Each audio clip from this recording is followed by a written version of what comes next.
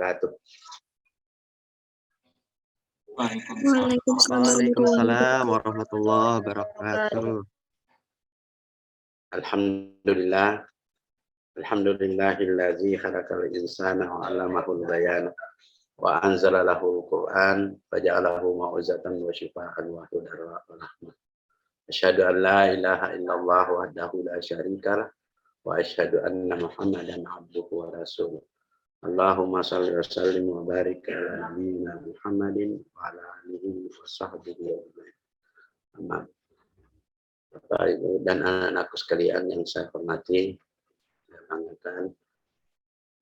Bersyukur alhamdulillah pada hari ini bisa melanjutkan pertemuan kita membahas tentang ayat-ayat semesta atau pendidikan astrofisika. Saya ingatkan kembali tujuan umum dari kuliah ini berdasarkan Al-Quran. Saya tampilkan dulu ya.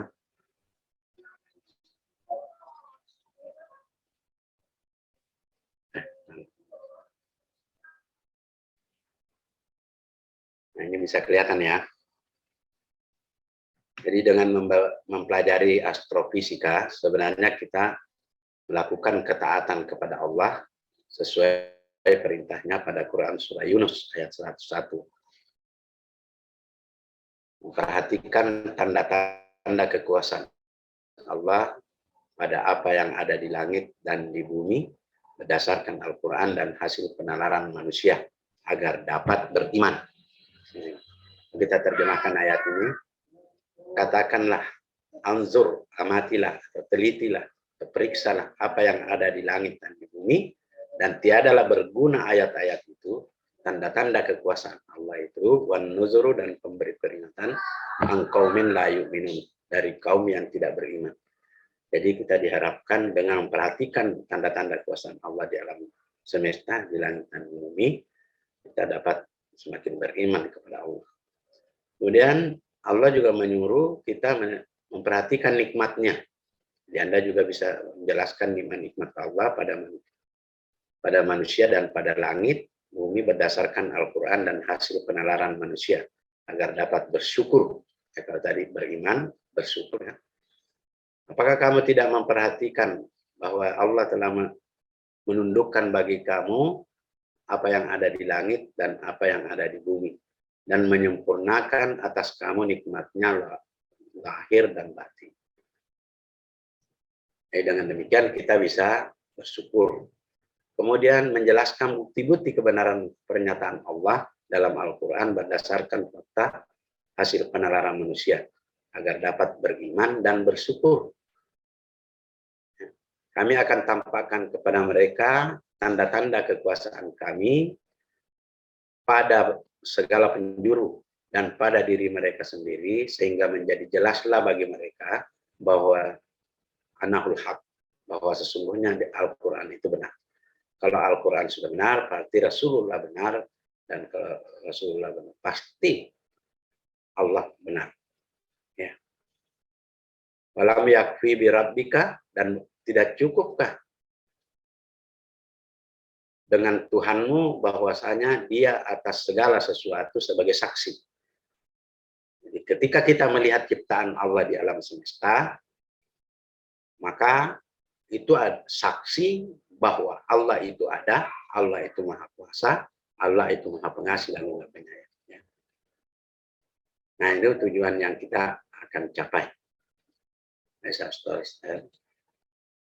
Saya share lagi, materi ajar kita masih pada materi ajar 5 dan 6 ya. Materi ajar 5 dan 6. Kalau ada pertanyaan, saya menggunakan metode tanya jawab. Karena link e-booknya atau modul elektroniknya sudah, mungkin kalian sudah buka, sudah baca, dan sudah mendengarkan video-video yang ada di dalamnya. Oleh karena itu, pertemuan kita ini membahas tanya jawab apa yang tidak jelas, baik di dalam yang tertulis maupun di dalam video ya. Dan sambil mengingat soal-soal pretest. Mungkin ada yang mau bertanya, silakan. Saya stop aja dulu. Materi, kalau tidak salah materi ajar ke-6 ya. Maaf, Bapak lupa. Mari kita berdoa dulu sesuai dengan keyakinan dan kepercayaan kita masing-masing ya. Berdoa dimulai. Selesai. Ya, silakan Ananda. Kalau ada yang mau bertanya, silakan. Ya, jangan malu bertanya ya. Nah, silakan bertanya. Ya, silakan. Jadi efektivitas materi ajar itu akan tampak ketika kalian banyak bertanya. Berarti sudah memberi respon ya kepada materi ajar yang sudah dibagikan melalui link. Silakan adik-adik yang dari UIN. Silakan. Dan juga dari PLM ini ya.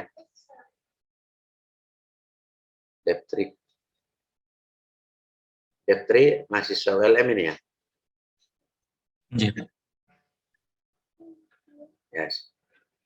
Silakan bertanya.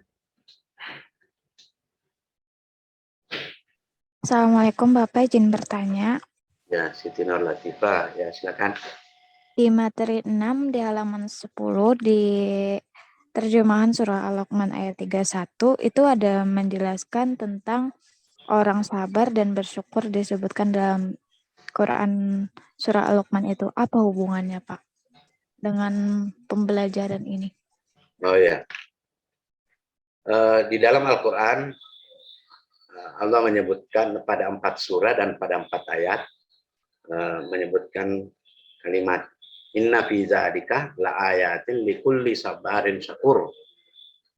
Sesungguhnya pada yang demikian itu terdapat tanda-tanda kekuasaan Allah likulli sabarin syakur, pada setiap orang yang sangat sabar dan selalu bersyukur. Jadi agar kita bisa memahami ayat-ayat Allah, baik itu yang qauliyah yang tertulis dalam Al-Quran maupun yang tersirat di alam semesta, itu harus kita banyak-banyak bersabar dan bersyukur. Apalagi kalau kita bersabar untuk memahaminya, tanda-tanda kekuasaan Allah itu, lalu kita akan dapat kemudian bersyukur. Nah, kalau bersyukur ditambah lagi oleh Allah. Janjinya Quran surah Ibrahim ayat 7. Quran surah Ibrahim ayat 7. Wa ista'azana rabbukum, dan ingatlah ketika dipermaklumkan Tuhanmu, dan ingatlah ketika diumumkan oleh Tuhan, la in syakartum la azidannakum, jika kamu bersyukur niscaya kami akan tambah bagimu, wala in kafartum inna azabi lasyadid, tetapi jika kamu mengingkari nikmatku, maka sesungguhnya azabku amat pedih. Quran surah Ibrahim, tidak salah ya, ayat 7. Jadi sebagai pendidikan, kalau kita sudah bisa menjadikan siswa kita dan diri kita pandai bersabar dan pandai bersyukur, lalu bersyukur, berarti mereka berpeluang dibukakan ayat-ayat Allah baginya. Inna fi dzalika la ayatin likulli sabarin syakur. Ini jamak sabarin, sangat penyabar, syakurin, sangat penyukur, artinya selalu bersyukur. Apa itu yang ditanyakan tadi, Siti Nursifah tadi? Pas sudah jelas, Siti Rama Nursifah tadi siapa ya? Lupa Bapak. Siti Nur Latifah Bapak. Oh, Siti Nur Latifah ya. Apa sudah jelas?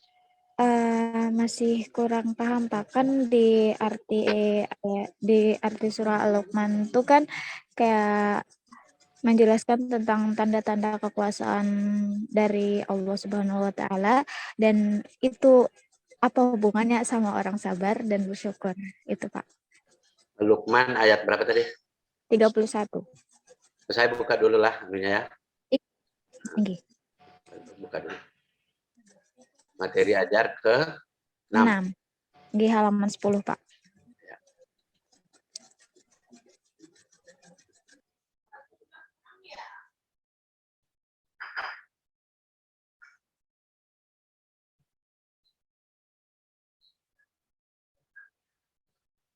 Luqman ayat 31 ini. Sudah kelihatan kah? Nggih, Bapak, kelihatan. Ya. Alam tara annal fulka tajri fil bahri.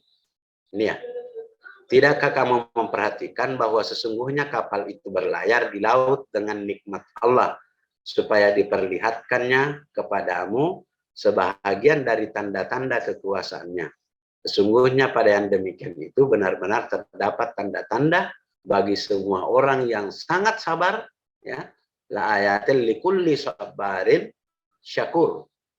Jadi yang bisa memahami ayat-ayat Allah itu diberi pemahaman oleh Allah adalah orang yang sangat sabar dan syakur, sangat penyukur. Jadi sebenarnya ini adalah inti tujuan pendidikan. Bagi siapa yang bisa bersabar dan bersyukur, sebenarnya dia telah mengenal Tuhannya. Dan dia menyadari bahwa dia adalah hamba. Ya. Nah, kaitannya dengan nikmat, nikmat itu kan harus disyukuri. Dan untuk memperolehnya, kita perlu kesabaran. Ya. Dua istilah sabar dan syukur ini, inilah yang menjadi ujian kita di dunia ini. Kita diuji di dunia ini antara dari sabar sampai syukur. Jika yang kita inginkan itu diperoleh, maka kita wajib bersyukur. Jika yang kita inginkan itu tidak diperkenankan atau diberikan oleh Allah, maka kita wajib bersabar. Sebab manusia tidak pernah tahu apakah itu baik baginya atau tidak. Tolong dicatat Quran surah Al-Baqarah ayat 216. Meskipun ini ayat muhkamat ya, ayat berlaku umum.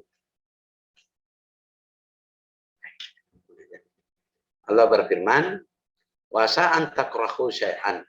Dan boleh jadi engkau membenci sesuatu atau tidak menyukai sesuatu, wa huwa khairul lakum, padahal itu baik akibatnya bagimu. Wa asa an tuhibbu syai'an, dan boleh jadi engkau mencintai atau menyukai sesuatu, wa huwa syarrul lakum, padahal itu buruk akibatnya bagimu. Wallahu ya'lamu, dan Allah lah yang Maha mengetahui, wa antum la ta'lamun, sedangkan kamu tidak mengetahui. Quran surah Al-Baqarah ayat 216.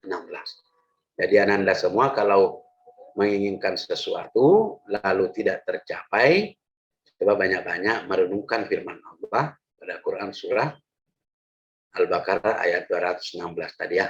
Meskipun di awal ayat itu seruannya adalah untuk berjihad fisabilillah.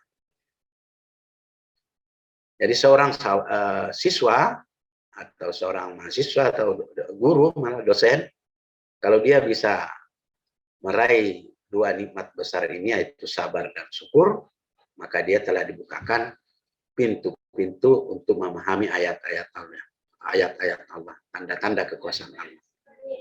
La ayatin likulli sabarin syakur. Dan kalimat inna fi zalika la ayatin likulli sabarin syakur ini disebutkan sebanyak 4 kali di 4 surah di Al-Quran.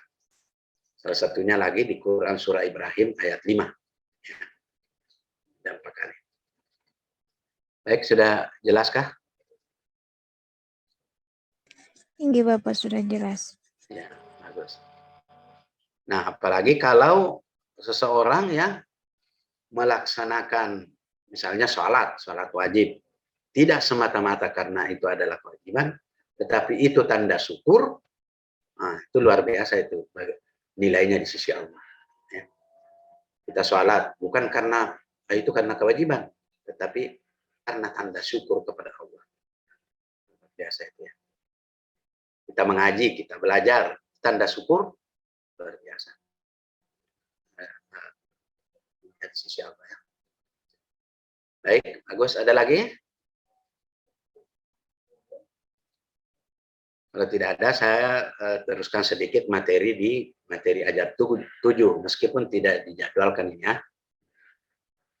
Karena satu pokok bahasan sebenarnya itu 2 kali pertemuan. Jadi pertemuan 5, 6,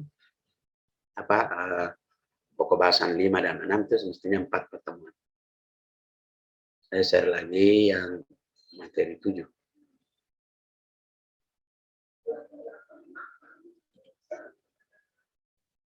Materi 7 itu merenungkan perjalanan alam semesta menuju akhirat.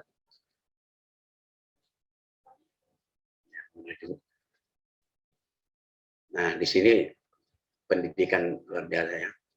Mahasiswa mampu menganalisis kandungan ayat-ayat Al-Quran dan hasil-hasil penalaran manusia yang menunjukkan tentang perlunya merenungkan perjalanan alam semesta menuju akhirat. Jadi, ini upaya kita, perlunya merenungkan. Siapa yang diberi oleh Allah kemampuan merenungkan, mengambil pelajaran, itu maksudnya perlunya tentunya merenungkan. Nah, berarti telah dikaruniai hikmah, sudah dibukakan hikmah.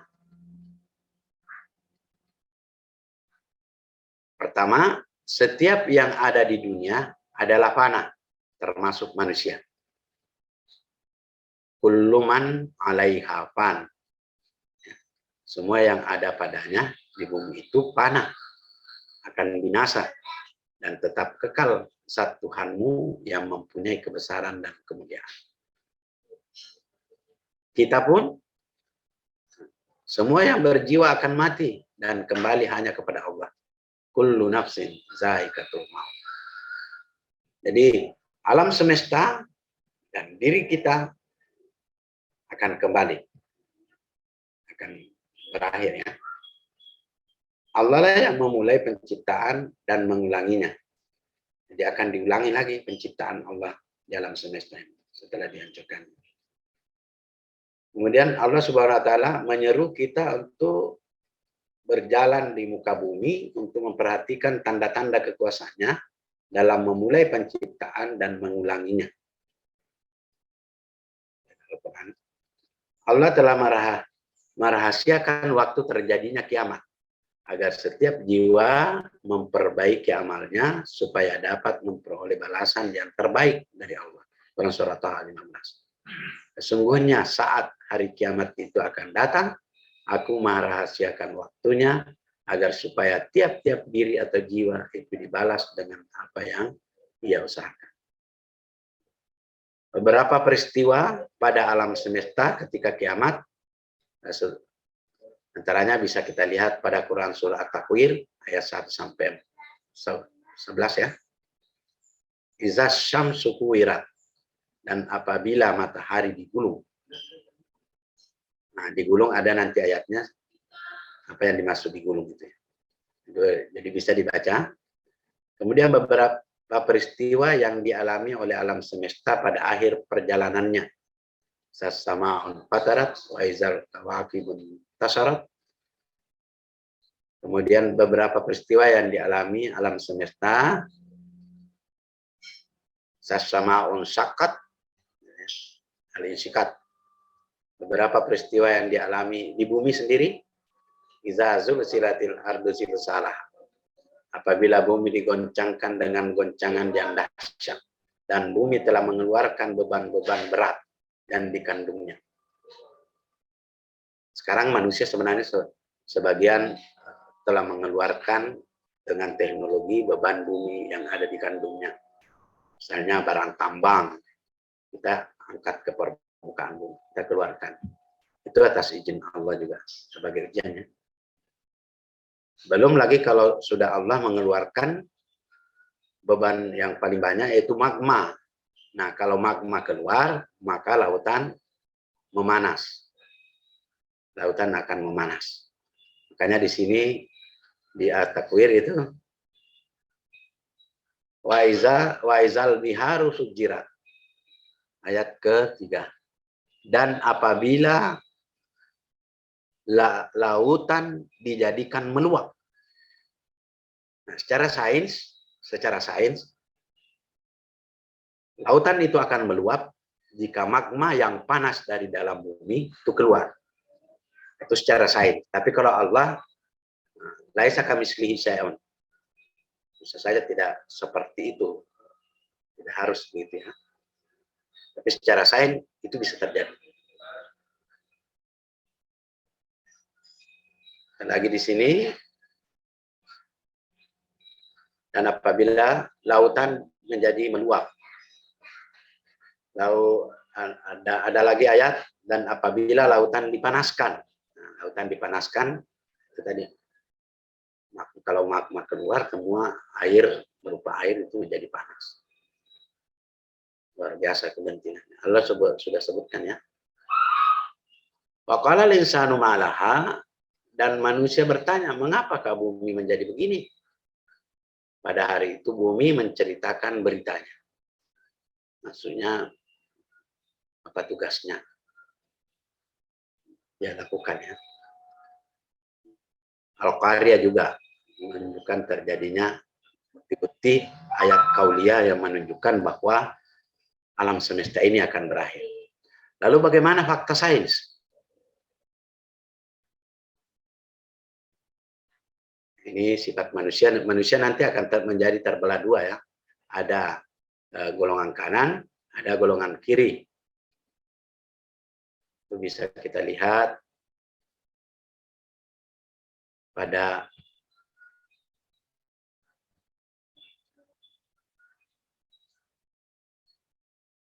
sesungguhnya tiap-tiap yang berjiwa pasti ada padanya penjaga. Ini ada yang terbagi berdasarkan jiwa, wa nafsi wa ma sawaha, dan demi jiwa dan penyempurnaannya. Wa alhamaha fujuraha wa taqwaha. Lalu Allah mengilhamkan kepada jiwa itu fujuraha, jalan fujurah, jalan kejahatan, wa taqwaha, dan jalan takwa atau kebaikan. Pada aflaha man zakkaha, maka sungguh beruntunglah orang yang mensucikan jiwa itu, yaitu memilih takwa yang didasari iman. Wa qad khaba man dassaha, maka sungguh merugilah orang yang mengotori karena dia memilih fujurah. Jadi ada dua golongan takwa dan golongan fujurah. Yang beruntung yang bertakwa. Nah, orang bertakwa itu mensucikan diri. Nah, di dalam setiap jiwa, nafs ini, jiwa ya, ada penjaga, la hafizin. Hafizin ya. Inna kullu nafsin lama 'alaiha hafiz. Sungguhnya tiap-tiap yang berjiwa pasti ada padanya penjaga. Tarik ayat 4. Kalau di dalam Quran surah Qaf ayat 5, lupa ayatnya, itu ada raqibun atidun yang selalu mengawasi. Tetapi untuk mempermudah diingat, ada yang menyebutkannya mereka malaikat raqib, itu mencatat kebaikan di sebelah kanan ya. Atid, malaikat mencatat keburukan di sebelah kiri. Dan pangkalan data kita selalu di-entry oleh malaikat penjaga ini. Malaikat penjaga men-entry data kita, dan pangkalan data kita itu ada di Sil'illiyin dan Sijin. Kalau kita berbuat baik, pangkalan data kebaikan kita adalah Illiyin. Kalau kita fujurah, pangkalan data kita di Sijin. Inna kitabal abrarah lafi illiyin. Inna kitabal fujjari lafi sijjin. Nah, itu apa itu ya? Al-mutaffifin, kalau tidak salah ayatnya. Jadi kalau manusia modern sekarang punya pangkalan data, Al-Quran sudah memberitakan secara tidak langsung bahwa manusia itu masing-masing punya pangkalan data. Ya, di akhirat. Quran surah Al-Fajr. Nah, yang akan dipanggil dengan tenang, Quran panggilan Allah, surah Al-Fajr ayat 27-30. Siapa yang di akhir ayatnya bisa dipanggil dengan kalimat ini oleh malaikatul maut, luar biasa ya. Ya ayyuhan nafsul mutmainnah, irji'i ila rabbiki radiyatan mardiyah, wadkhuli fi ibadi wadkhuli jannati. Nah, ini yang banyak orang tersenyum ketika waktunya sampai ya. Nah, baik. Nah, itu jadi Al-Quran sudah menyatakan pasti akan terjadi kiamat. Cuma Allah merahasiakan dan amal perbuatan kita. Tentu harus didasari dengan ilmu. Masalah teori relativitas umum. Nah, sudah, ini Albert Einstein ini. Di dalam buku Kenneth Descrain, terjemahan Hans Jiwe, itu disebutkan bagaimanakah masa depan jagat raya? Apakah terus berkembang selamanya atau pada akhirnya akan terhenti dan menyusut? Apakah akan terjadi suatu kebalikan Big Bang? Jadi sekarang mengembang menurut fakta astrofisika dalam semesta, jarak antar galaksi semakin jauh. Apakah mungkin terjadi Big Crowd? Setelah Big Crowd, apakah akan terjadi lagi Big Bang baru? Jika demikian, proses ini mungkin telah berlangsung secara terus-menerus. Nah, apa yang mana? Ini masalah ya yang ditemukan oleh teori relativitas. Lalu ada hipotesis teori relativitas. Dapatkanlah ini rumus Albert Einstein, teori relativitas umum,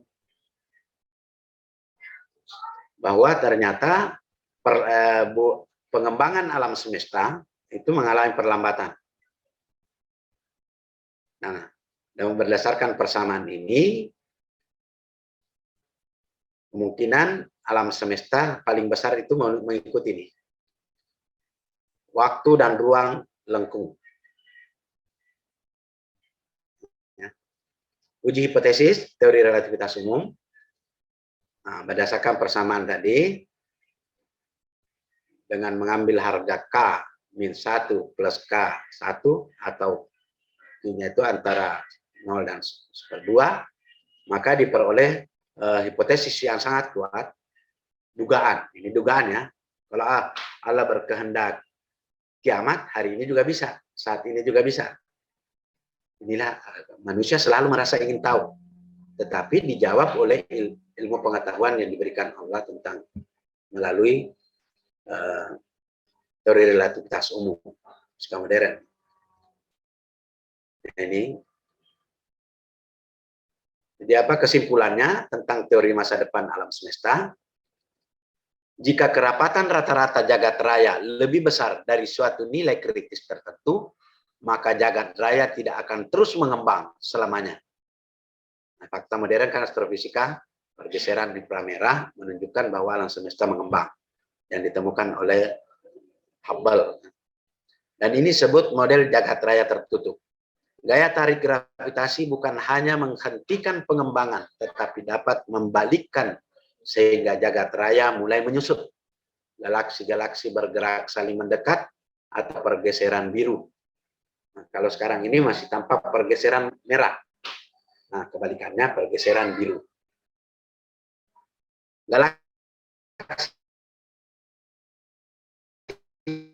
Galaksi dan semua runtuh kembali menjadi satu dalam satu massa tunggal dengan suhu dan energi yang sangat besar yang disebut Big Crowds. Kegentingan besar. Big Crowd itu kegentingan besar. Kalau Big Bang ledakan besar. Ini menjauh ya. Kemudian kemungkinan dentuman besar baru akan terjadi lagi. Jadi fisika modern juga meramalkan setelah Big Crowd akan ada lagi dentuman. Nah, ini ekspansi model spiral dan kontraksi alam semesta. Oleh seorang ahli tafsir dari Pakistan, namanya Syekh Basiruddin Mahmud. Beliau ahli fisika juga ya. Sekaligus ahli tafsir Al-Quran, menulis ini. Jadi alam semesta itu bisa terjadinya kiamat itu bisa diramalkan dengan menggunakan teori relativitas umum.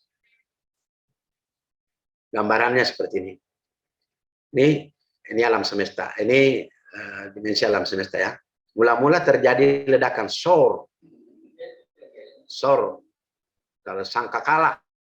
Kalau dalam terjemahan Al-Quran, sor itu ketika ditiup sangkakala. Artinya suara yang menggelegar, sangat besar. Nah, menurut Al-Quran, dalam semesta bukan terbuka, tetapi tertutup. Artinya tidak abadi. Alam semesta ini akan menyusut kembali ya. Ini penciptaan, lalu mengembang. Alam semesta sedang mengembang, ekspansi. Quran surah Al-Anbiya ayat 35 kalau salah. Nah, nanti akan terjadi sor lagi. Sangkakala pertama, sor. Berarti alam semesta kembali menciut, background tadi. Sampai menjadi satu titik. Lalu sangkakala kedua, sor yang kedua, nah itulah hari berbangkit.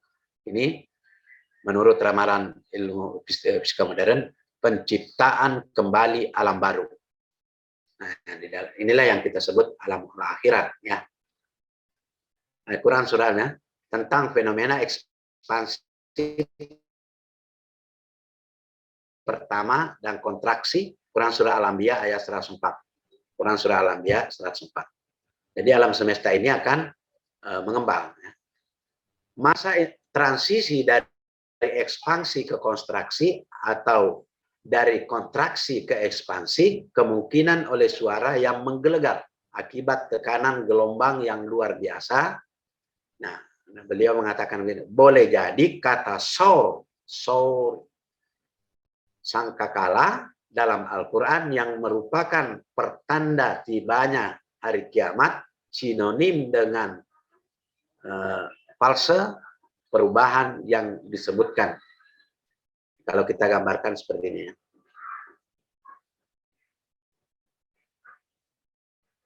Oh tidak, di PPT.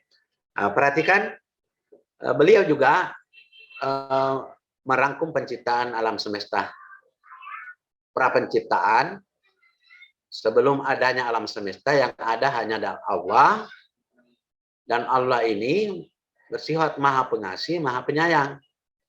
Ar-Rahman, Ar-Rahim. Lalu kepada siapa diberikan kasih sayangnya, maka Allah pun menciptakan alam semesta. Al-Fatihah ayat 2. Segala puji hanya milik Allah, Rabbil Alamin. Nah, beliau juga ahli tafsir ya. Ini Syekh Basiruddin Mahmud. Beliau orang Pakistan. Orang Pakistan, tapi beliau ahli tafsir, juga ahli fisika. Nah, penciptaan alam semesta serangkaian hipotesis, ini hipotesis saja, rangkaian interaksi ruang waktu, kelahiran energi materi elementer berpasangan, itu mulai penciptaannya. Itu nanti lahirnya Big Bang, ledakan besar.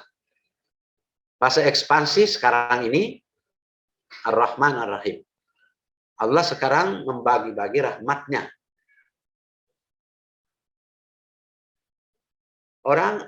Allah itu maha pengasih. Dia memberi kepada siapa saja. Apakah itu mengakui Allah atau tidak, dia beri. Misalnya rezeki, lapangan hidup misalnya ya. Tetapi belum tentu disayangi. Orang diberi belum tentu disayang. Tapi yang kita harapkan sebagai orang beriman, kita diberi oleh Allah karena memang disayang. Ya. Jadi ada orang yang diberi, tetapi sebenarnya itu bukan sayang. Jadi ada artinya.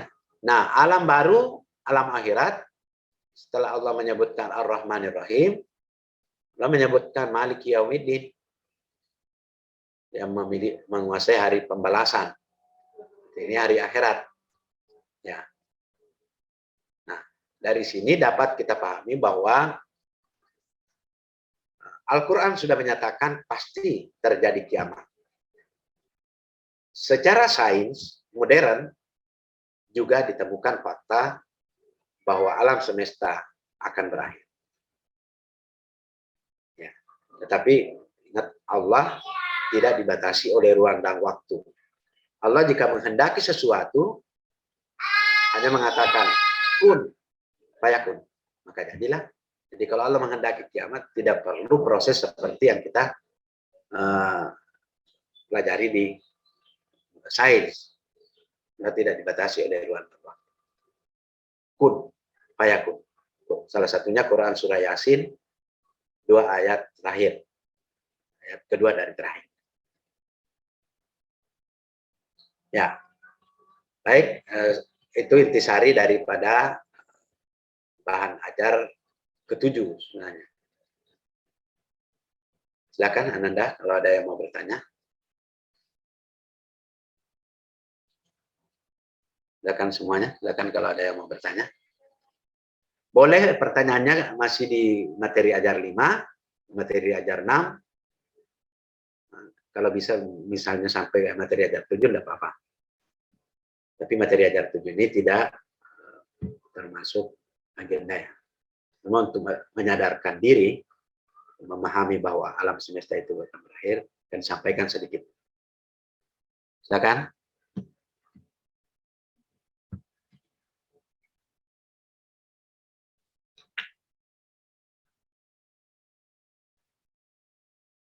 Mana Ana Ana? Bapak, boleh izin bertanya? Ya, silakan. Bersifat ya. Di materi ajar 6, Pak. Di Ya. halaman 6 dan 8 itu, Pak. Ya. Kan ada surah Al-Mulk ayat 5, Pak. Nah, yang artinya sesungguhnya kami telah menghiasi langit dunia atau langit yang dekat dengan bintang-bintang. Dan kami jadikan bintang-bintang itu alat-alat pelempar setan.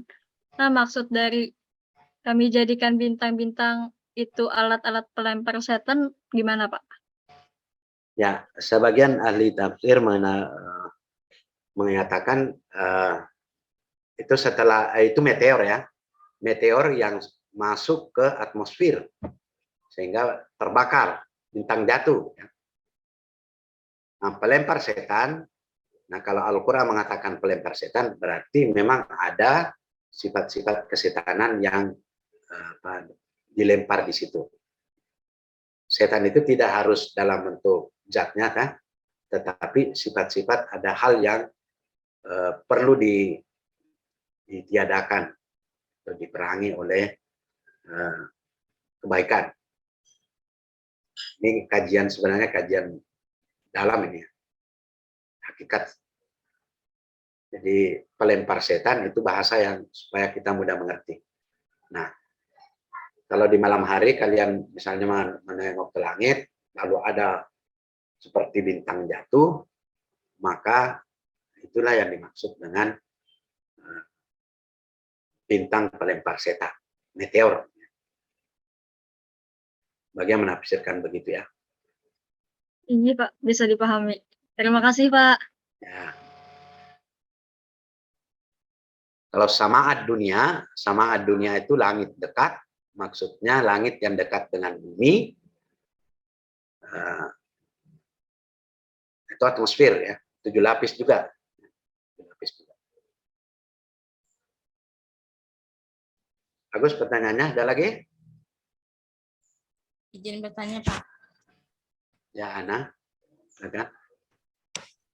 Bapak tadi ada menjelaskan di materi 7, itu kan tentang ekspansi. Alam semesta itu mengalami pertumbuhan dan perkembangan atau perluasan. Nah, apakah dengan terjadinya ekspansi di alam semesta itu membuktikan bahwa proses penciptaan alam semesta ini belum selesai, Pak? Terima kasih. Ya. Nah, baik, Nanda. Jadi penciptaan alam semesta itu berlangsung terus ya. Berlangsung terus. Makanya di ayat, ada beberapa ayat itu diawali dengan inna fi khalqis samawati wal ard wa ikhtilafil laili wan nahar la ayatin. Inna fi khalqis samawati wal ard. Penciptaan, kalau permulaannya itu namanya Big Bang menurut ilmu pengetahuan. Tapi penciptaan itu terus berlangsung. Ya.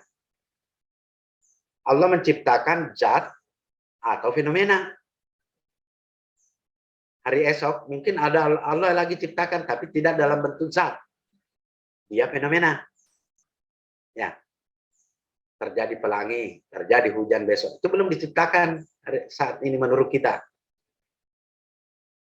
Mungkin besok terjadi hujan, berarti itu juga ciptaan. Ada manusia yang belum lahir, berarti belum diciptakan. Alam semesta ya.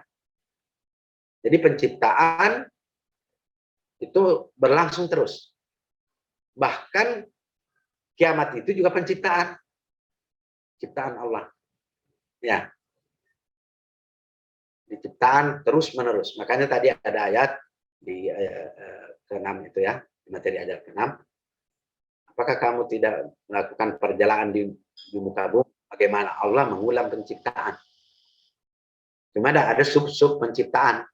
Kalau penciptaan global, nah, itu nanti akan terjadi menurut teori Big Bang. Ya. Bisa dipahami? Bisa Bapak. Terima kasih banyak Pak.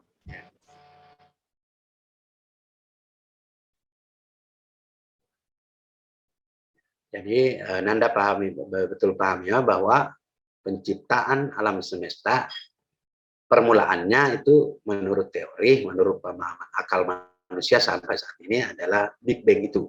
Tetapi unsur-unsur di dalamnya masih terus terjadi penciptaan. Nah, masih ada tuh mungkin tumbuh-tumbuhan yang belum diciptakan. Menurut, karena kita ini makhluk dibatasi oleh dimensi ruang dan waktu. Kalau Allah tidak, karena mustahil Allah dibatasi oleh makhluk. Waktu itu makhluknya. Makanya Allah bersumpah, wal asr, demi waktu. Wasyamsi, demi matahari. Matahari itu ruang. Makhluk. Allah tidak dibatasi oleh makhluknya. Itu harus kita pahami ya. Jadi kalau nama Allah di dalam Al-Quran dipahami, misalnya begini, biadikal khair, Quran surah Al-Imran ayat 6, biadikal khair, di tanganmulah segala kebaikan. Jangan dibayangkan bahwa Allah itu punya tangan seperti kita. Ya. Jadi karena yang kita bahas ini ayat-ayat rububiyah, ya. Rububiyah. Makanya Rabbin Nas, Malikin Nas, Ilahin Nas. Tapi sebagai Ahlus Sunnah wal Jamaah tidak boleh dipisah ini. Rabbin Nas, rububiyah mengharuskan uluhiyah. Banyak ada orang memilah, jangan dipilah. Tauhid rububiyah. Allah menciptakan alam semesta dengan sendirinya. Tauhid uluhiyah. Allah disembah oleh alam semesta sendirinya. Ahad. Asma wa sifat. Sifat-sifatnya dan namanya di alam semesta sendirinya. Dan semua ini tidak boleh dipisah ya.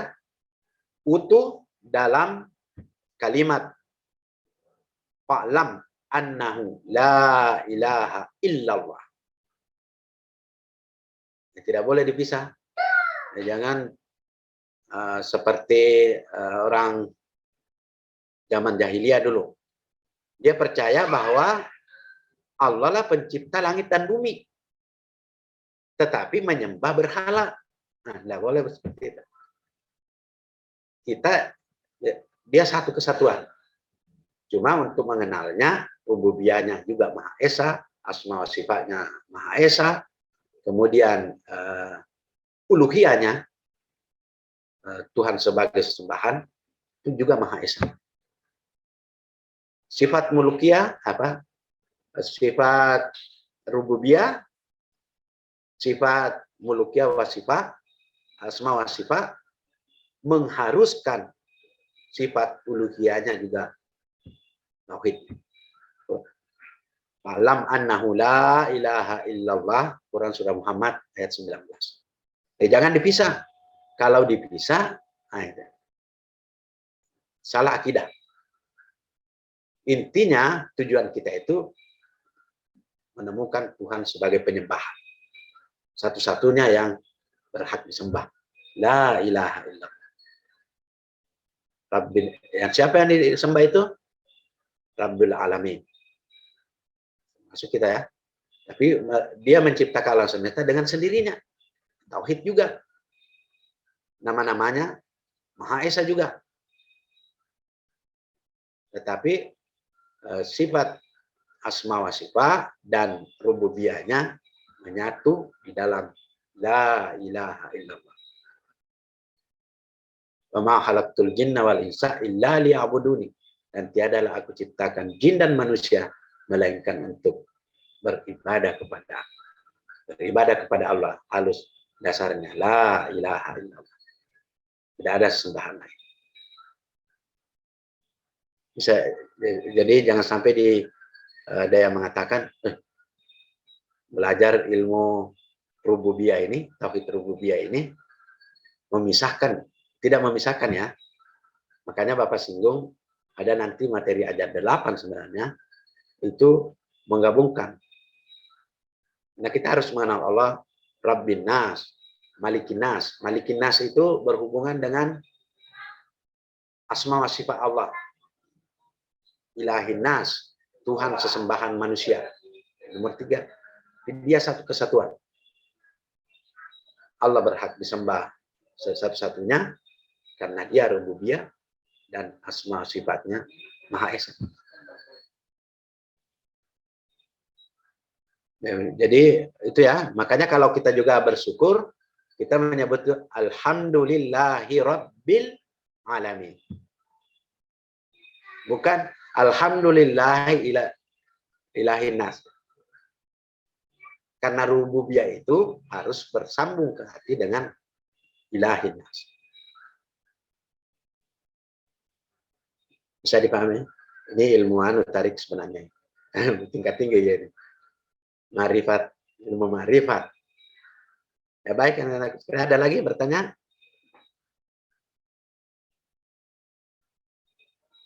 Yang laki-laki mungkin nih dari kemarin.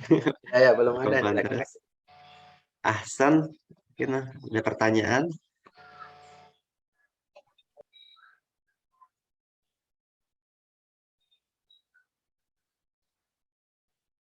Bagus tadi pertanyaannya Ana ya. Ada lagi? Baik. Izin bertanya Bapak. Ya, Siti Rahma. Di bab 6 di halaman 2, yakni pada Quran surah Al-Jathiyat ayat 13, itu kan disebutkan untuk kaum yang berpikir. Kemudian di Quran surah An-Nahl ayat 11-12 itu juga disebutkan untuk bagi kaum yang bernalar. Nah, maksud di sini berpikir dan bernalar itu apakah sama? Nah, jika sama, kenapa di kedua ayat tersebut tidak sama-sama bagi kaum yang berpikir? Kenapa harus dibedakan antara yang berpikir dan bernalar? Ya. Mungkin itu Bapak. Terima kasih. Terima kasih sama-sama. Di ayat bernalar itu dari kata yu'qilun ya, yu'qilun, yang menggunakan akal. Jadi bernalar itu kalau dalam kamus bahasa Indonesia itu mengembangkan potensi budi, akal budi. Kamus besar bahasa Indonesia ya. Mengoptimalkan fungsi akal budi. Di gabungannya itu yang disebut bernalar. Akal budi. Karena berdasarkan Al-Quran, sebenarnya ini dibahas di materi ajar kedua. Manusia itu diberi potensi gaib oleh Allah. Pertama, keunggulannya itu di IQ, akal. Nah, potensi pikir itu keunggulan manusia dibanding makhluk lain, termasuk malaikat, lebih unggul manusia. potensi pikirnya.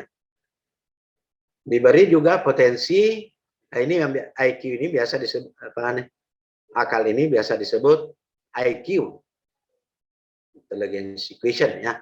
Kemudian ada SQ. SQ itu spiritual quotient. Kita menaruh di kolbu, di hati. Nah, gabungan antara IQ dan SQ itu tidak tampak. Itulah yang disebut nafs, jiwa. Nah, jiwa inilah yang punya potensi EQ, emotional quotient. Rasa ingin tahu muncul di jiwa ini. Karena di dua tadi ya. Nah, dari emotional quotient inilah yang akan menggerakkan tubuh untuk beramal. Nah, AQ. Ya. Jadi kalau disebutkan berpikir, maka dipertemukan di sini, bermula dari sini, dari akal ya. Tetapi bukan berarti tidak melibatkan potensi spiritual, SQ-nya. Nah, yang beruntung itu kalau bisa menggabungkan antara pikir dan zikir. Quran surah Ali Imran ayat 191.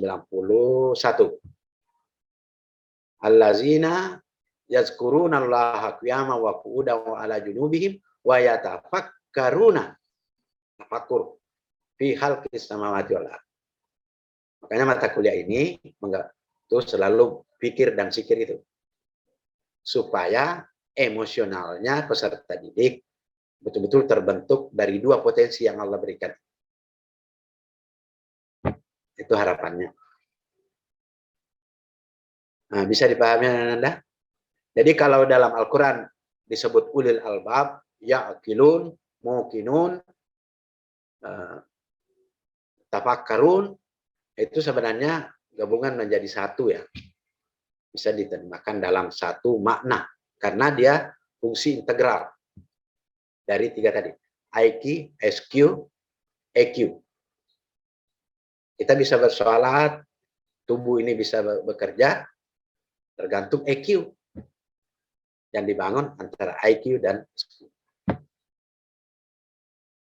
Kalau manusia kan seperti tadi, tidak punya sayap, seperti burung elang bisa terbang, tapi Allah mengaruniai IQ, juga SQ yang kuat. Inilah keunggulan manusia. Sehingga dia bisa bikin pesawat terbang. Tidak seperti burung elang. Nah, akibat keunggulan ini, maka Allah menyuruh bersyukur. Quran surah An-Nahl ayat 78. Bisa dipahami? Bagus Iya, pertanyaan. bisa Bapak. Terima kasih. Ya, Siti Rama ya, bagus. Ada lagi?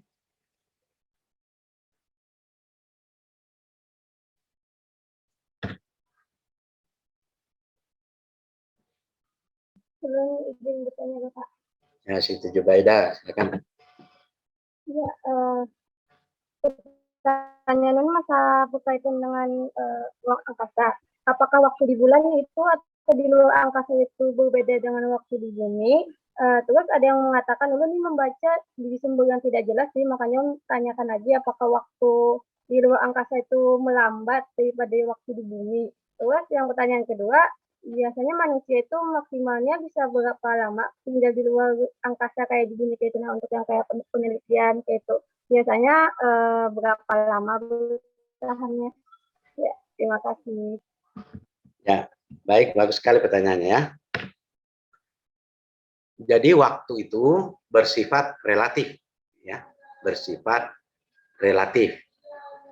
Kalau yang Anda sebut itu antara pengamat dan yang mengalami peristiwa.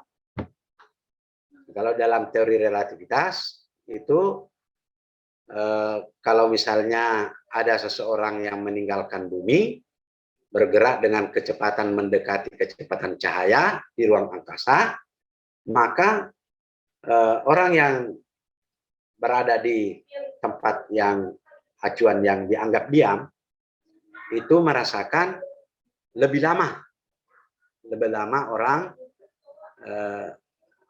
orang itu pergi di ruang angkasa dengan kecepatan mendekati kecepatan cahaya. Tetapi orang yang mengalami peristiwa itu di ruang angkasa justru merasakan lebih singkat dari yang semestinya. Nah, itu teori relativitas. Nah, adanya teori relativitas waktu ini juga menunjukkan bahwa waktu itu adalah makhluk ciptaan. Ya. Di dalam Al-Quran ada juga tentang relativitas waktu, seperti di dalam Quran surah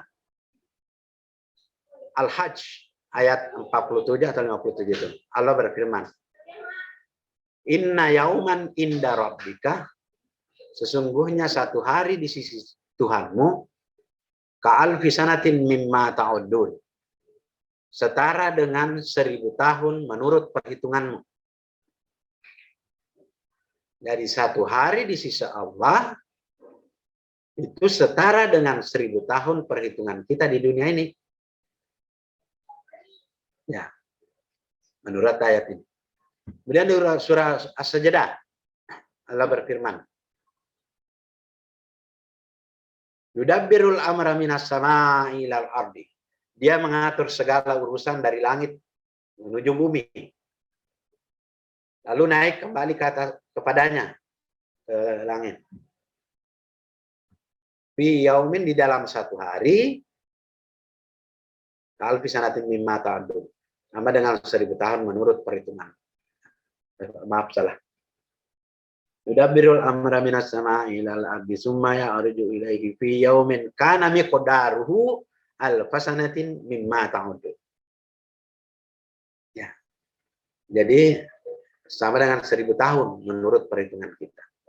Jadi dapat juga kita pahami bahwa skala waktu dunia itu berbeda dengan skala waktu akhirat. Ada perbedaan ya. Nah, tentu karena waktu ini adalah ciptaan Allah, tentu dia akan tunduk sesuai dengan hukum Allah. Jadi itu dari relativitas tadi itu ya. Berapa waktu kita bisa bertahan di ruang angkasa? Tentu karena kita punya perlu waktu hidup, kebutuhan hidup. Tentu sebanyak kebutuhan hidup kita terpenuhi. Makanya ada para astronot itu kalau mau ke ruang angkasa, yang di sana oksigennya tidak banyak, bahkan ada ruang hampa yang dianggap hampa udaranya, oksigennya ya, maka dia perlu suplai. Ada yang berupa makanan seperti obat, tetapi dia mengandung karbohidrat yang banyak kandungannya. Jadi dia perlu bekal yang cukup. Kalau dalam keadaan biasa, kita ke angkasa luar mungkin tidak bisa bertahan lama karena di sana tidak ada oksigen atau tipis, sangat tidak mungkin ya kita bisa secara ilmiah. Tetapi kalau Allah menghendaki bisa saja. Allah tidak butuh uang dan waktu, bahkan saat itu sendiri Allah tidak butuh. Ya, bagus pertanyaannya juga cukup dalam ya. Ini sampai dari situ Jubaidah. Bisa Jubaidah? Pahami?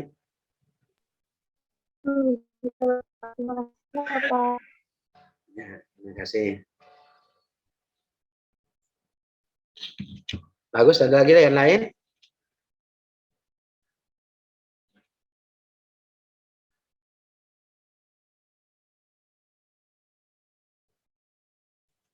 Silakan. Bapak suka sekali kalau kalian bertanya. Berarti materi link materi ajar yang sudah dikirim itu betul-betul dibuka, pelajari.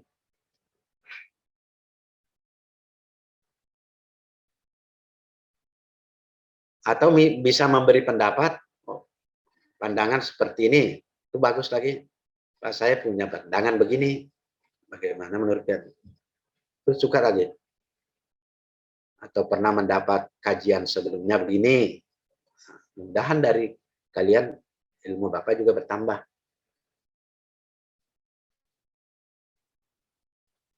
Baik, Nanda silakan. Bapak izin bertanya. Ya, Siti Nur Latifah ya. Silakan. Di halaman 13 itu Pak, di tanggal 21 Maret atau 23 September, semua tempat di bumi kecuali kutub mengalami siang dan malam hari sama panjang.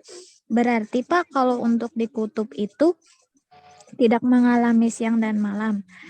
Dan yang ulun bingungkan itu berarti di kutub itu siang atau malam, dan kenapa jadi kalian dapat siang dan malam itu Pak? Oh ya, di daerah kutub sebenarnya terjadi siang itu setengah tahun lagi malam, tapi malamnya tidak seperti kita ya, siangnya dia melihat matahari itu seolah-olah mendatar saja ya, kan matahari di khatulistiwa, tapi itu sepanjang kurang lebih 6 bulan, setengah tahun siangnya. Setelah itu matahari tidak kelihatan lagi. Matahari tidak kelihatan sepanjang 6 bulan. Itu daerah kutub utara maupun selatan. Kan bumi itu mungkin Anda sering mengamati gerak semuanya matahari seolah-olah condong ke utara. Itu sekitar 6 bulan. Berarti pada saat condong ke utara, maka kutub utara waktu itu sedang siang. 3 bulan sampai mencapai 23/2 derajat, 3 bulan lagi kembali ke khatulistiwa. Nah, pada saat matahari condong ke selatan, maka kutub selatan itu mengalami siang selama 6 bulan. Malamnya nanti 6 bulan juga. Ya, bisa dipahami ya? Karena matahari kan gerak semuanya ada di atas khatulistiwa. Bagus pertanyaannya, bagus. Berlatifah bagaimana? Bisa dipahami? Gitu Pak, bisa dipahami. Nah, yang menjadi persoalan mungkin itu biasa ada yang menanyakan, bagaimana kalau orang di kutub itu sholat? Maka dia harus mengikuti waktu terdekat dari dia. Tapi kalau ke kutub, ini susah sekali ada kita menjalani hidup di situ ya. Mungkin manusia di sana ada. Kalaupun ada, bukan manusia khusus. Tapi kalau di dekat-dekat kutub, nah itu ada dihuni manusia.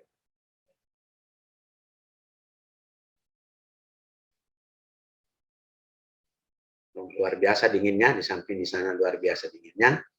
Juga itu tadi, siangnya terlalu panjang ya. Malamnya kalau malam terlalu panjang. Jadi orang di sekitar sana, bukan di kutubnya persis, tetapi di sekitar kutub itu menyiapkan bahan makanan untuk setengah tahun minimal. Baik, ada lagi?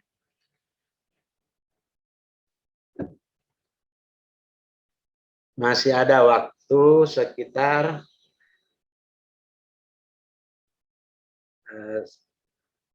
19 menit ya, 19 menit. Masih ada waktu.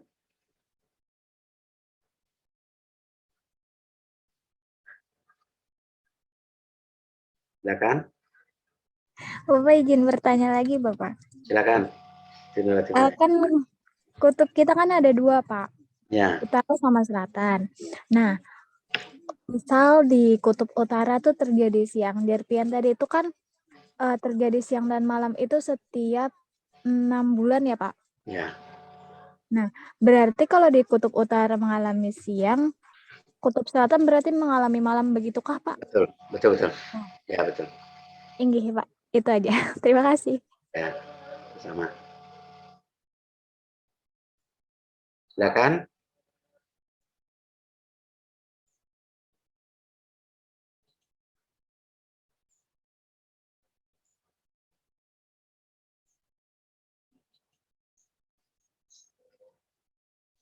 Silakan Mbak saya.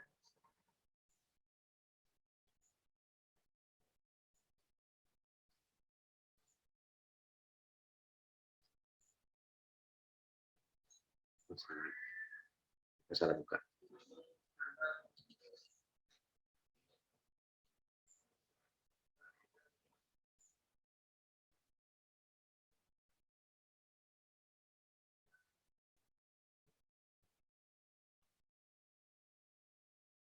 Silakan bertanya.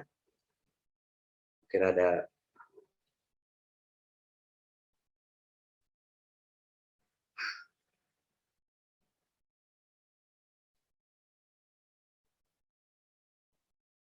Ya, ini gambarannya tadi ya.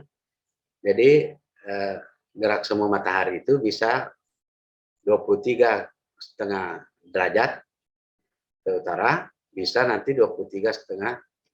Nah, waktu dari Khatulistiwa ke sini itu perlu 3 bulan, 3 bulan lagi kembali sini. Nah, daerah utara itu akan melihat matahari sepanjang 6 bulan. Tetapi selatan dia tidak melihat matahari, berarti malam panjang 6 bulan. Ya, lanjut, silakan. Izin bertanya lagi Bapak. Ceramah ya. Di halaman 3 bab 6 di Quran surah An-Nahl ayat 11 sampai 12. Di situ kan ada disebutkan bahwa bintang-bintang itu ditundukkan untukmu. Lalu seperti apa ketundukan bintang-bintang tersebut dan kata untukmu? Nah, itu kan merujuk pada bintang-bintang yang ditundukkan untukmu. Untukmu itu untuk apa bintang-bintang tersebut ditundukkan untuk kita umat manusia, Bapak? Mungkin itu. Terima kasih. Ya, baik sekali. Jadi kalau Al-Quran itu sakhara ya, sakhara ditundukkan. Ditundukkan berarti dia sebenarnya tunduk pada aturan Allah untuk kepentingan manusia. Gitu ya. Aturan Allah bagi dia itu hukum-hukum Allah, hukum alam yang kita kenal hukum alam. Hukum yang ditentukan Allah untuk di alam, berlaku di alam. Jadi tunduk pada aturan Allah. Apa yang dikehendaki Allah, dia tunduk itu, bintang-bintang itu. Nah, untuk apa? Nah, baru untuk kepentingan manusia. Contoh, bintang-bintang itu terbit, mungkin rasi bintang, ada yang tanyakan minggu lalu itu, rasi bintang itu menjadi petunjuk jalan bagi manusia. Atau petunjuk jalan tadi, atau petunjuk musim. Nah, bisa juga kalau begini.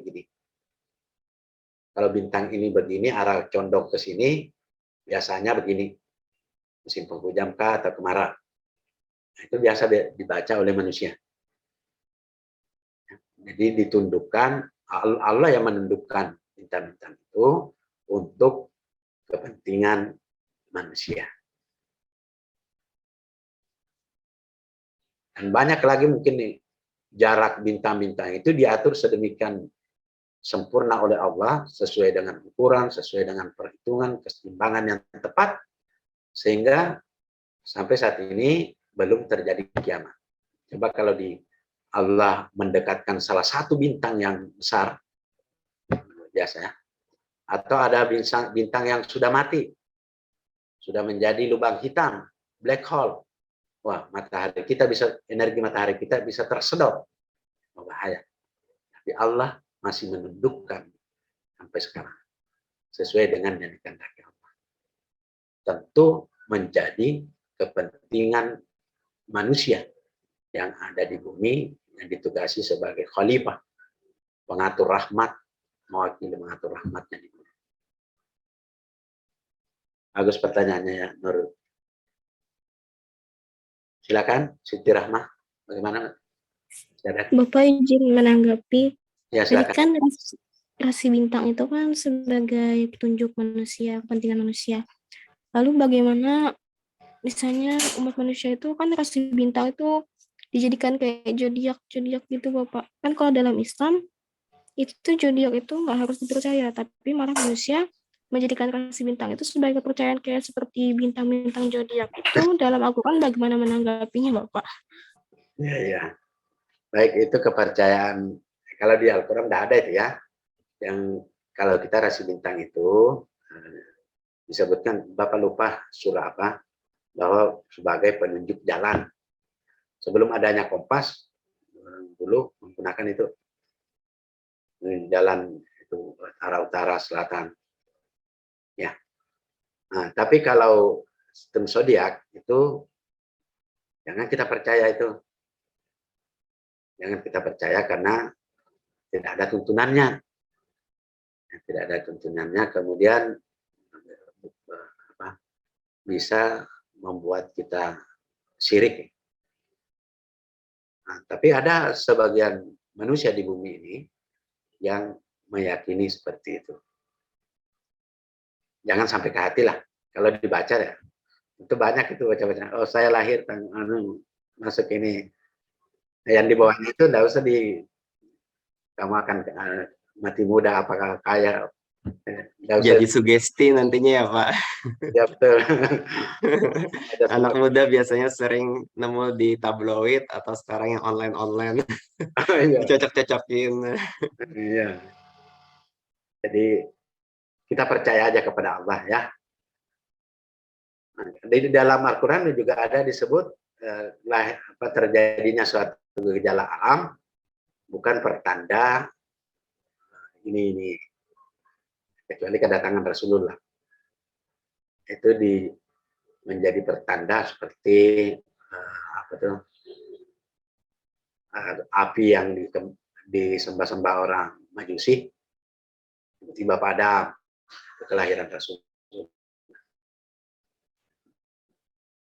Tanda-tanda datangnya seorang putusan akhir zaman. Betul semua ya. Makanya Rasulullah dalam satu hadis menyebutkan bahwa didiklah anakmu sesuai zamannya. Meskipun ada yang mengatakan hadis ini lemah. Memang kita harus mendidiknya sesuai zaman. Karena kalian lahir di zaman yang mengandalkan logika. Kalau zaman dahulu Rasulullah, sami'na wa ta'na. Kami dengar, kami taat. Kalau sekarang, inginnya basarna wa ta'na. Kami lihat logikanya dia lebih kuat. Oleh karena itu kalian dididik sesuai zaman. Tidak boleh zaman teknologi, perlu juga menguasai teknologi. Tapi jadikan teknologi itu adalah nikmat, bukan jalan untuk yang mengingkar. Kita nikmati, berarti nikmat harus disyukuri. Kalau disyukuri berarti dimanfaatkan sesuai dengan yang diridai Allah. Jangan dimanfaatkan ke yang lain. Bisa dipahami? Tinggi, bisa. Terima kasih Bapak. Baik, ada lagi ya? Bapak izin bertanya. Ya, silakan. Nah, mengenai hari kiamat, kalau di dalam Al-Quran itu kan dijelaskan langit dan bumi itu hancur, itu karena ketetapan Allah. Kalau menurut pandangan teori astrofisika sendiri, sebab kenapa dunia itu akan hancur bersamaan dengan langit, bersamaan dengan bintang-bintang berjatuhan, sampai lautan itu dipanaskan. Itu aja Pak pertanyaan. Menurut relativitas modern tadi, gravitasi ya, bintang kan semakin menjauh, gravitasi runtuh. Nah, kalau secara gravitasi sudah runtuh, berarti semuanya berjalan dengan sendirinya. Tidak lagi mengikuti satu ikatan gravitasi. Aturannya tidak lagi teratur, maka saling berbenturan. Hanya dikatakan bintang-bintang berbenturan, berguguran. Ya, gravitasi melemah, magma bisa keluar dari dalam tanah. Quran surah Izazul Sila tadi. Jadi, nah itu secara sains ya. Tapi kalau Allah berkehendak, tidak harus begitu. Nah, cuma untuk menguatkan logika kita, bahwa hari kiamat itu pasti terjadi. Itu ya. Jadi, gravitasi tadi, runtuhnya gravitasi ya. Makanya akan terjadi Big Crowd. Yang tadinya Big Bang saling menjauh, bendanya sekarang mengerucut kembali ke satu tempat. Nah, itulah yang disebut sangkakala saur kedua, sangkakala pertama belum kiamat. Ya.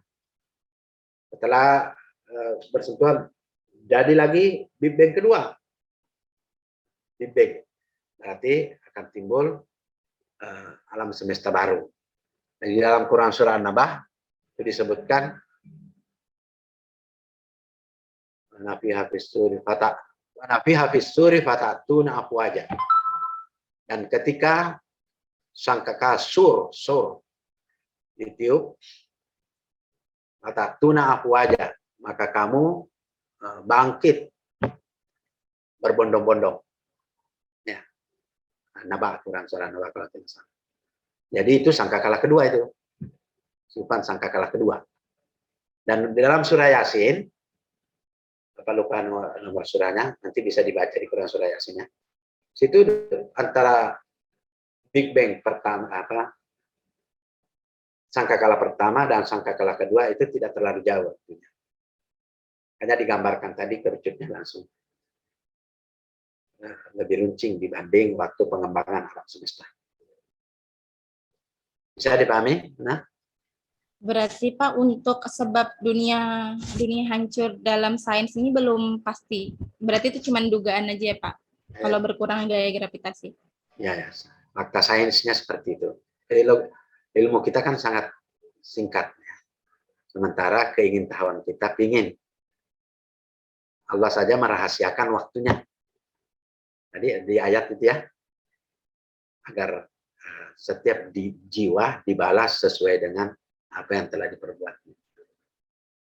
Tapi dengan adanya Al-Quran mengatakan, pasti sains menemukan juga adanya kepastian, itu memperkuat kita, mempersiapkan diri, bahwa kita pasti akan menjalani, kalau bukan kita, generasi kita. Ya. Tujuannya untuk mendidik. Bisa ya? Bisa Pak. Terima kasih banyak Pak. Nah, baik, karena ada waktu, saya nanti ada supaya lebih paham tentang hakikat kehidupan dunia, coba dicatat semua. Quran surah, dicatat ya. Quran surah Al-Hadid ayat 20. Ayat 20. Quran surah Al-Hadid ayat 20, lalu Quran surah Ali Imran ayat 185.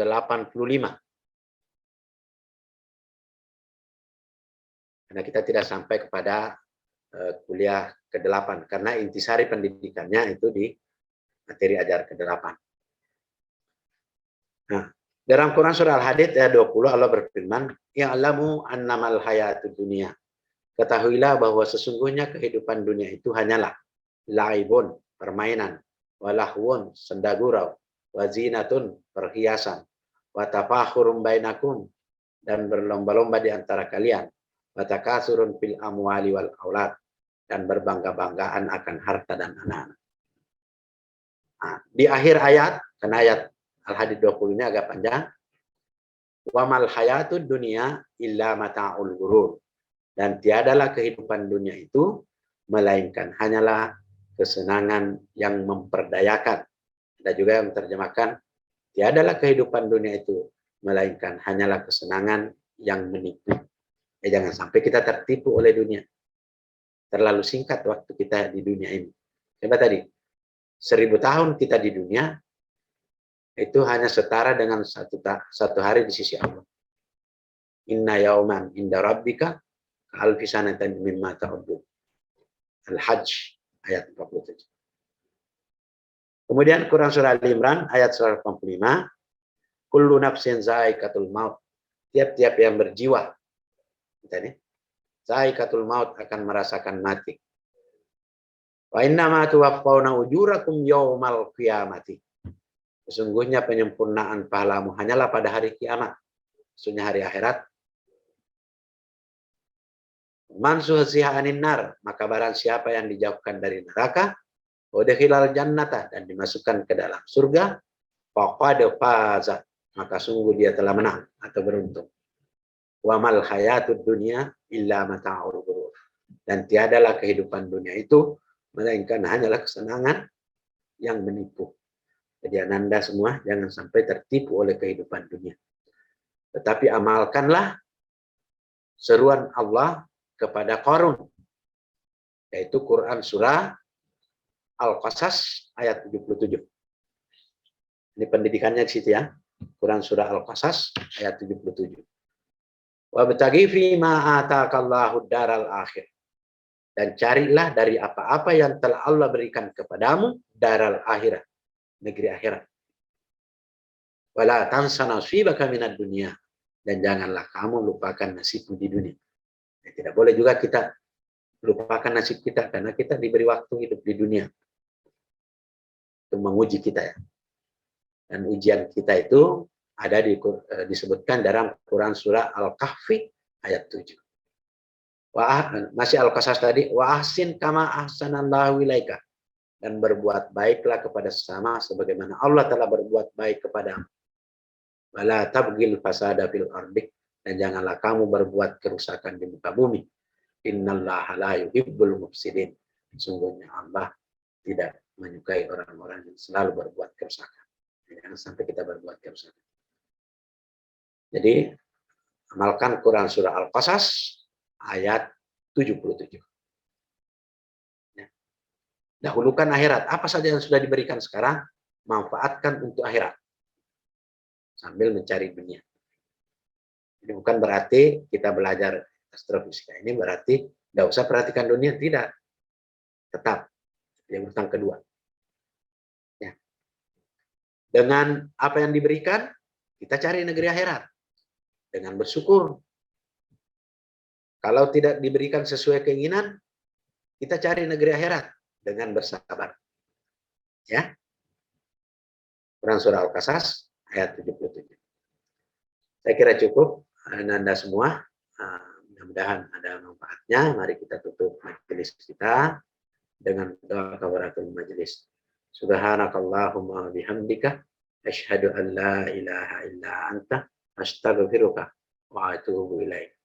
Wa akhiru dawana, mohon maaf, mohon ampun. Wabillahi taufiq wal hidayah. Assalamualaikum warahmatullahi wabarakatuh. Waalaikumsalam warahmatullahi wabarakatuh. Terima kasih banyak, Pak. Terima kasih banyak, Pak. Adik-adik yang dari UIN, kita foto bersama lagi ya di pertemuan ini. Sebelum kita meninggalkan room, dipersilahkan kepada adik-adik untuk bersiap Membuka kameranya dan menyalakan kameranya. Silahkan dibuka kameranya supaya ya kan. Oke.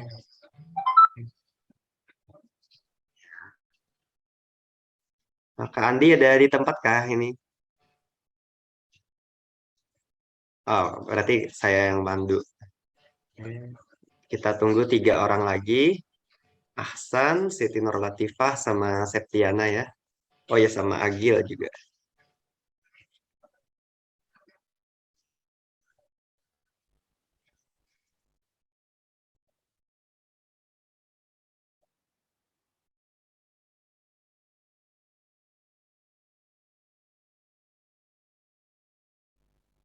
Ya, sudah nanti. Gimana? Oke, Septiana. Gagal. Rahma. Rahma. Gimana Pak Jai? Kita tunggu atau kita... Silakan difoto aja. Oh, iya. Baik, kita pasang ya. Kita pada hitungan ketiga, kita foto. 1, 2, bentar. 1, 2, 3. Bentar, ini ada pesan dari Kak Andi. Ya, sudah selesai Bapak. Ya. Terima kasih. Terima kasih adik-adik.